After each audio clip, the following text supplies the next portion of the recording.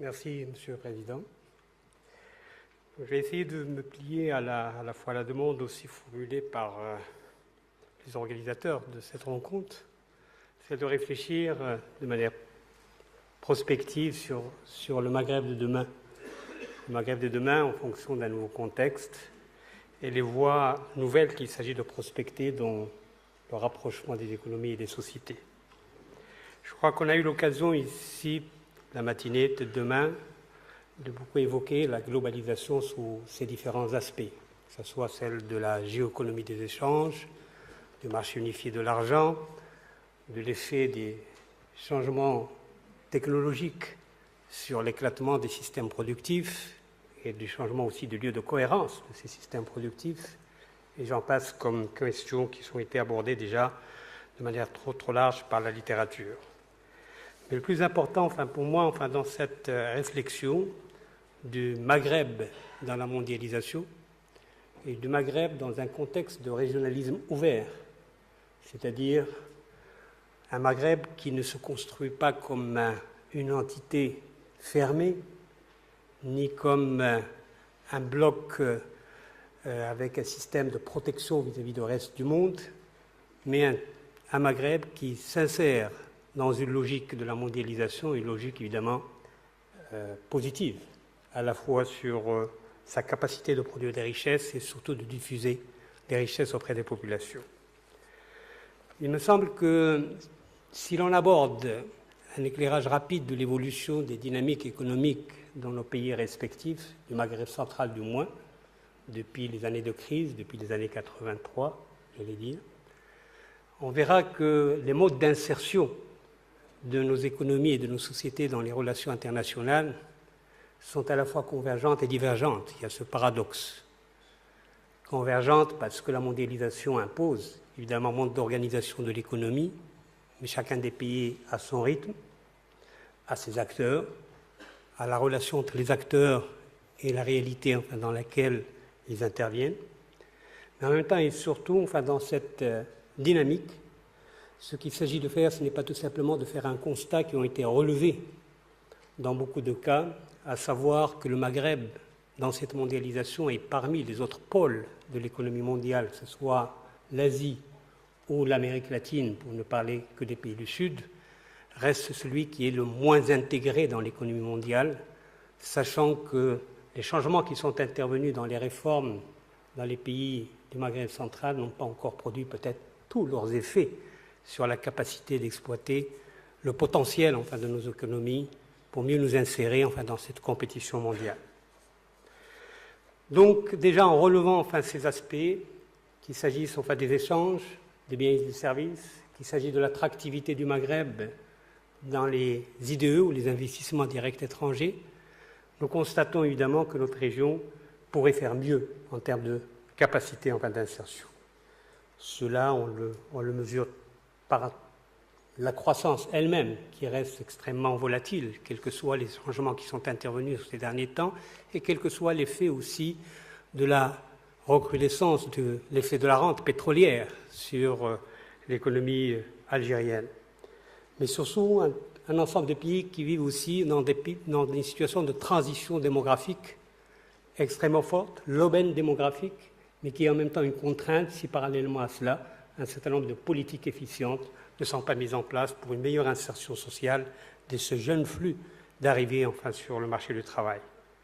Mais surtout des pays aussi qui ont en commun de conduire un processus de réforme, mais d'un rythme très différent.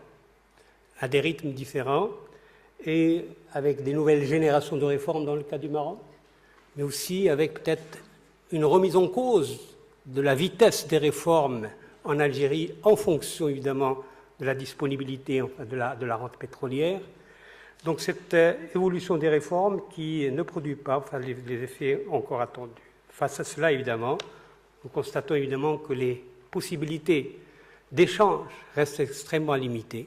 Les indicateurs sont connus, autour de 3% de l'ensemble des échanges de ces pays.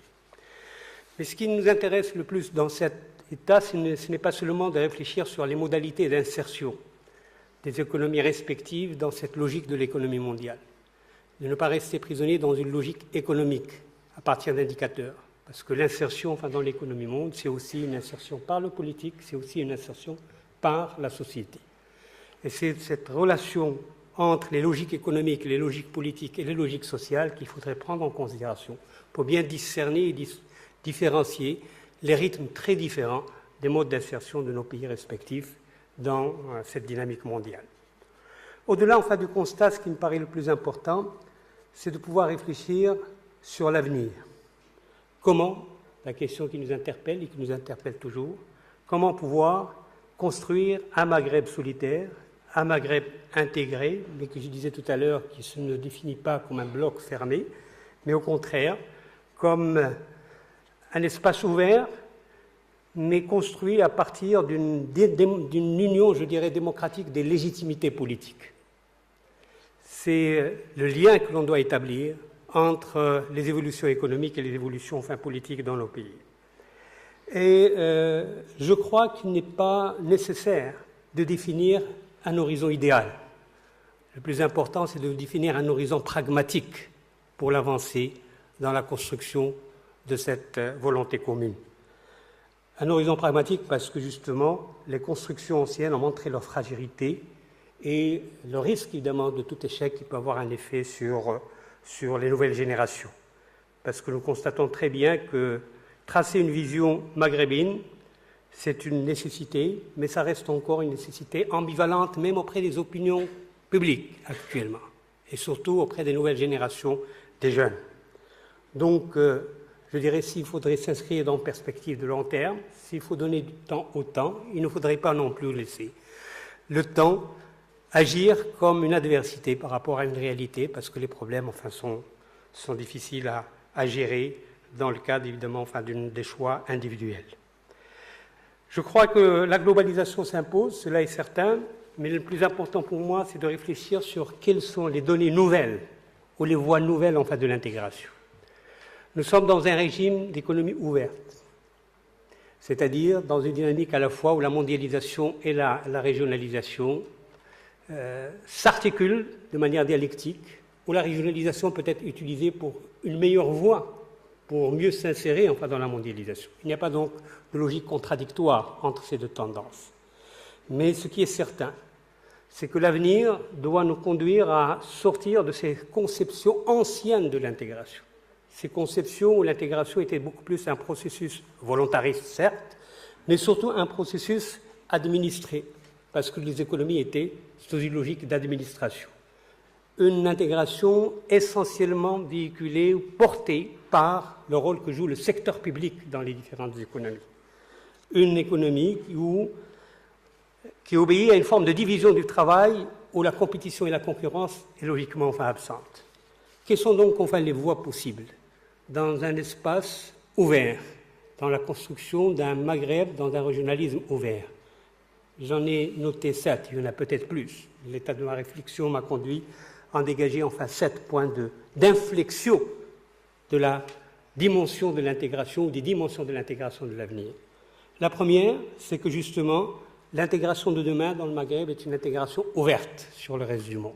Ce n'est pas une intégration fermée, ce n'est pas une intégration qui se construit tout simplement par un système tarifaire de protection, c'est une intégration ouverte. La deuxième ligne de conduite, c'est une intégration où se combine l'échange à la mise en place d'un système productif et d'un système financier commun.